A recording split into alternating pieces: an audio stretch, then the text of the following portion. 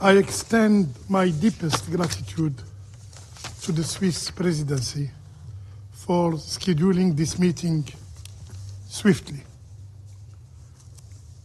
We have convened today again because the humanitarian crisis in Gaza,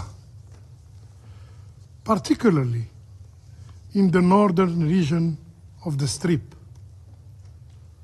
who has reached a catastrophic level. While the international community celebrates today the World Food Day, Palestinians in Gaza are struggling to find food, basic food. Their present marked by suffering and deprivation, and their future uncertain. I thank USG Suya for her sober briefing that serve as yet another harrowing testimony from the humanitarian community. It lays plain the stark reality on how the Israeli occupying authorities are not merely disregarding international humanitarian law, but are trampling upon the very essence of human decency. For over a year now, the Palestinian people, especially those in Gaza, have endured suffering beyond imagination. It appears that the sadistic impulses of those responsible within the Israeli authorities knows no bounds when it comes to inflicting torment, inflicting punishment upon the Palestinian civilians. Civilians that must not be a military target. They are protected by the international law. The Israeli occupying power should fulfill its obligation in this regard.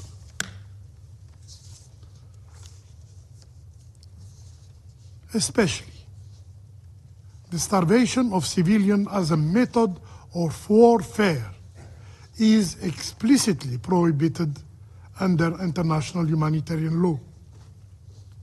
This prohibition extends to depriving civilians of objects necessary for survival and impeding relief supply.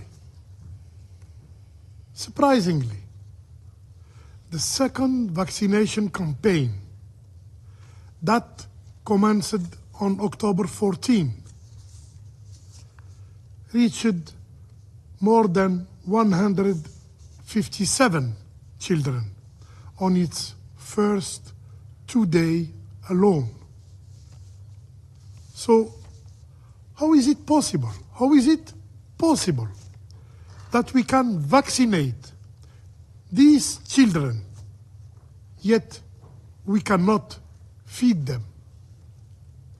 How can we secure trucks transporting vaccines, but not those carrying essential food? The inevitable conclusion is that this is not a collateral damage, but a deliberate, calculated Israeli policy of starvation of the Palestinian people. Madam President, the International Court of Justice, in its provisional measures, ordered Israel, the occupying power, to, and I quote, take immediate and effective measures to enable the provision of urgently needed basic services and humanitarian assistance to address the adverse conditions of life faced by Palestinians in the Gaza Strip. End of quote. This Council, through Resolution 2728, explicitly reiterate its demand for the lifting of all barriers to the provision of humanitarian assistance at scale. The response from the Israeli occupying power has been nothing short of disdainful. Closure of crossing point, increasing restriction on access, and the immoral use of starvation as a method of warfare.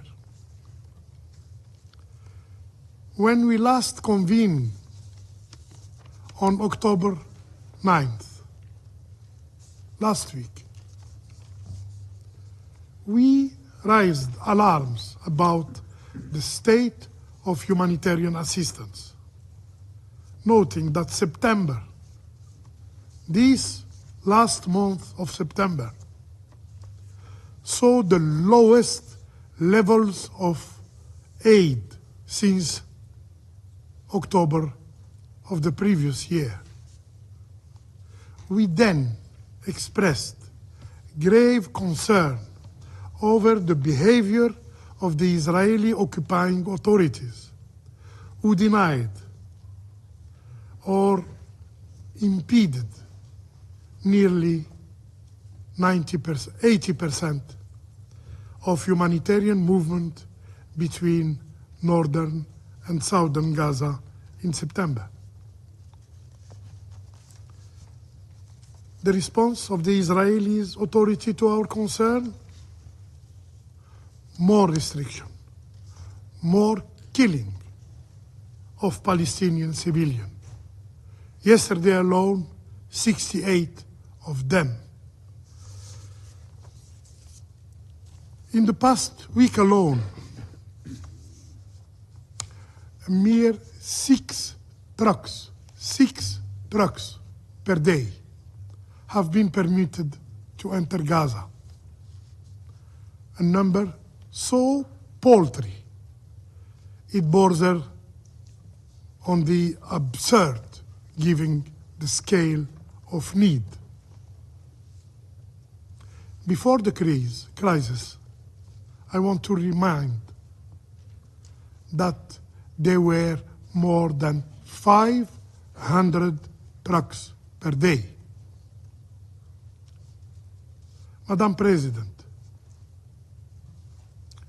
the occupying powers' disregard for Palestinian lives doesn't stop there. They have escalated their tactics, adding new depth of cruelty to their actions. On the night of October 13th, they struck tents in the vicinity of Al-Aqsa Mosque, Al-Aqsa Hospital. The result? At least 4 people burned to death. Burned to death. Yes, you heard correctly. Burned to death. This is the occupiers' perverse demonstration of how sacred they consider human life. They consider Palestinians' life. The situation stands on the brink of further deterioration, with the potential adoption of legislation by the occupying power, halting UNRWA operations. Such acts would strip Gazans of the backbone of humanitarian actions and further complicate the United Nations humanitarian mission. Madam President, it is clear that the Israeli authorities are not listening to anyone, not the ICG, not the General Assembly, not this very council, not even their closest allies, but this Security Council has the authority and possess the tools to ensure the enforcement of its decision. The time has come for decisive action. The lives of countless civilians, Palestinian civilians, hung in the balance. I thank you.